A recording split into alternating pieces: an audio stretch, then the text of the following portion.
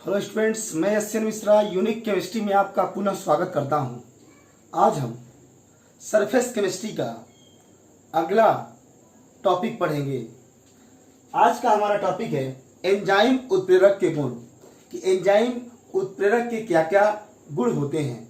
पहला इसका गुण होता है कि यह जीव जंतुओं एवं पेड़ पौधों के शरीर में पाया जाता है। ठीक है, इसीलिए जो एंजाइम होता है या एंजाइम जो उत्प्रेरक होता है इसे जीव उत्प्रेरक भी कहते हैं। दूसरा, जो एंजाइम उत्प्रेरक होता है यह जल के साथ मिलकर कोलाइडी विलयन बनाने की क्षमता रखता है। तीसरा, जो एंजाइम उत्प्रेरक का अनुकूलतम ताप 25 डिग्री सेंटीग्रेड से लेकर 35 डिग्री सेंटीग्रेड ताप होता है, अर्थात इस ताप पर एंजाइम उत्प्रेरक की क्रियाशीलता अधिकतम होती है। ठीक, जो एंजाइम उत्प्रेरक होता है इसे अल्ट्रावायलेट रे यानी पराबैंगनी जो किरण होती है, इस किरण की सहायता से एंजाइम उत्प्रेरक की क्रियाशीलता को समाप्त किया जा सकता है।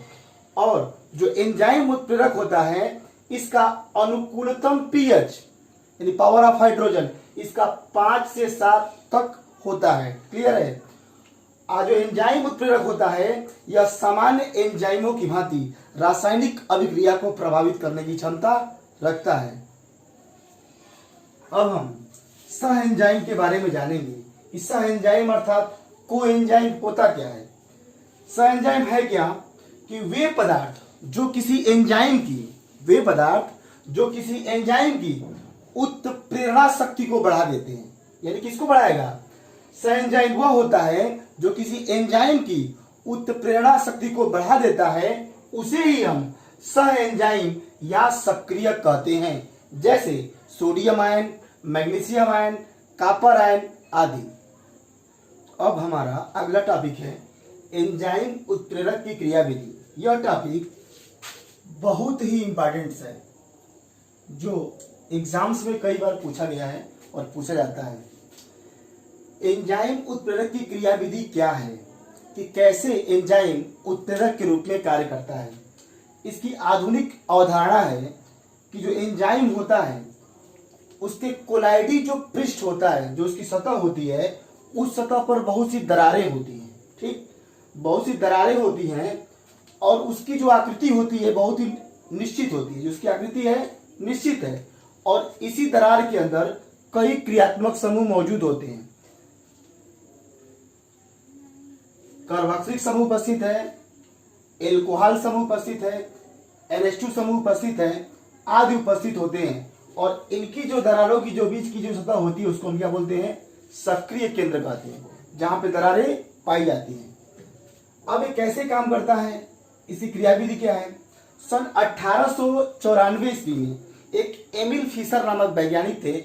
इन्होंने एंजाइम उत्प्रेरक की क्रियाविधि को बताने के लिए ताला कुंजी सिद्धांत का प्रयोग किया। ठीक, इस सिद्धांत के अनुसार यह बताया कि एंजाइम कैसे किसी रासायनिक अभिक्रिया में उपस्थित होकर के उस रासायनिक अभिक्रिया को संपन्न करा के प्रोडक्ट का उत्पादन करता है।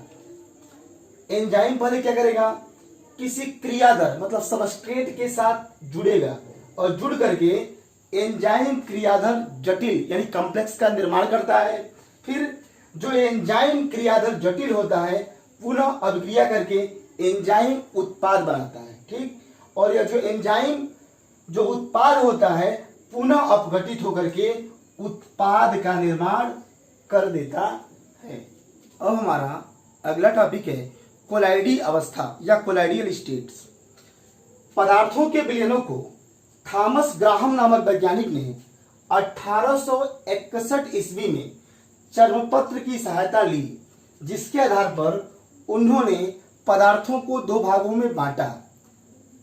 कितने भागों में बांटा? 2 भागों में। पहले भाग को बोलते हैं क्रिस्टलाव और दूसरे को कोलाइडी या कोलाइड बोलते हैं। ठीक, क्रिस्टलाव क्या होता है कि जिन पदार्थों का विलयन चर्मपत्र से आसानी पूर्वक बाहर निकल जाता है उसे ग्राहम ने क्रिस्टलाव कहा, जैसे चीनी, ग्लूकोज, यूरिया आदि। अर्थात क्रिस्टलाव किसे कहते हैं? कि पदार्थों का विलयन बनाया और उस विलयन को चर्मपत्र से क्रॉस कराया। यदि चर्मपत्र को क्रॉस करके विलयन बाहर निकल जाता है तो उस पदार्थ के विलयन को ग्राहम ने क्या बोला? क्रिस्टलाव का। क्लियर है?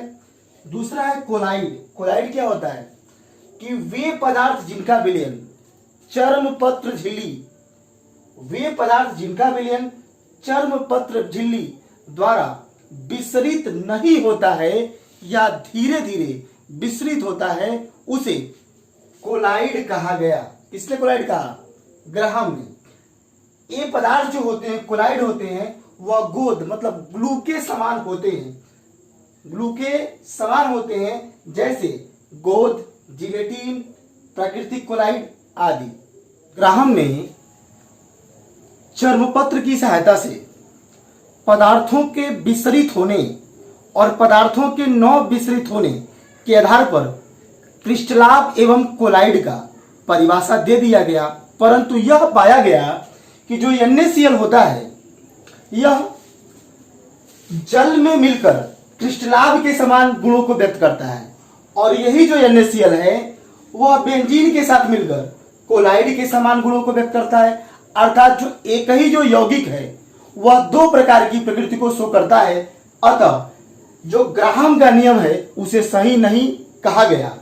अब इसके लिए कोलाइडी विलयन को अन्य विलयनों से अलग रखने के लिए विलयनों के कणों के आधार पर वर्गीकृत किया गया है। पहला है वास्तविक विलयन, जिसे हम ट्रू सॉल्यूशन कहते हैं।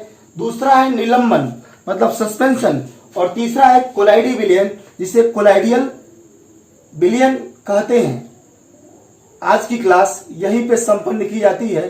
कल पुनः हम वास्तविक विलयन, निलंबन एवं कोलाइडी विलयन को पढ़ाएंगे। धन्यवाद।